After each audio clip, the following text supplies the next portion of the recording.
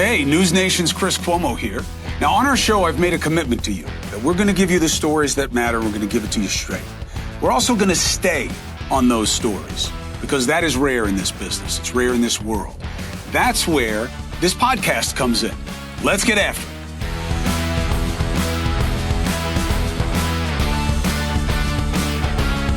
I looked right at the eclipse, and I was fine. I can see the same way that I did before.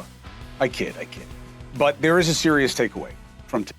Kind of mind-blowing to me, certainly more so than the eclipse itself.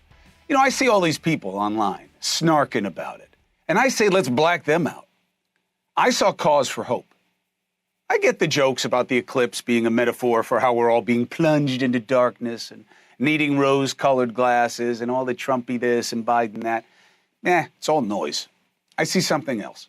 You know what I saw? People cared. I saw complete strangers offering ugly glasses to people all over my hometown. I saw all these cautions online about why looking at an eclipse is way more dangerous than just staring at the sun that you might do on any other day, which I didn't know, by the way.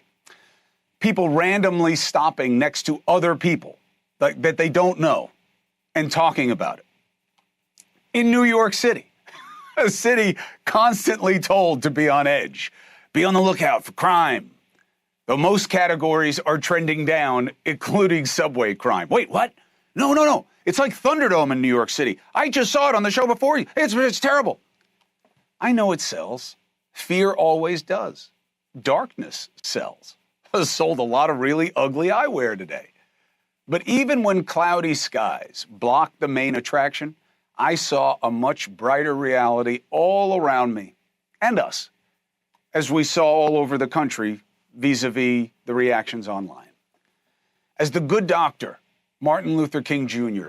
wrote, apropos of the eclipse, darkness cannot drive out darkness.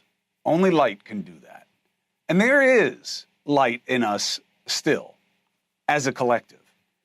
We saw it today. People were acting out of what?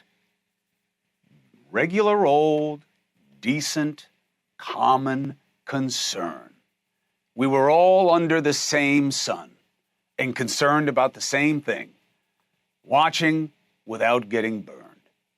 And that same interconnectedness exists elsewhere. For instance, almost all Americans care about the southern border, about the cost and utility of college these days, about crime.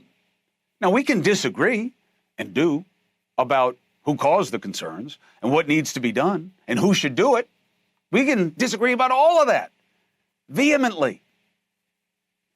But if we just do what we did today, focus on the common concern, what would that do? That would reverse our current dynamic. It would put the pressure back on those in power to work on our common interests instead of only being interested in what? Dividing us. That's all they're doing, because it works to their advantage. We would be on a much better track if we just acted in our politics as we did today. This is not a fairy tale. This is not foolish optimism. This is not Pollyannish. It is what we saw today. The people seeing others without glasses and offering them. Here you go. Hold on a second. I ordered one and they gave me 5. Here you go. Standing with strangers, looking up. The metaphor was way more mesmerizing to me than the eclipse. People are so much more than our poison party politics. Remember that. Now, they don't want you to know that. They don't want us to care about each other. They don't want us to talk to each other.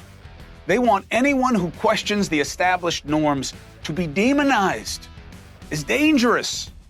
But that is about them and what works for them, not us. We are better than that, and we saw it today.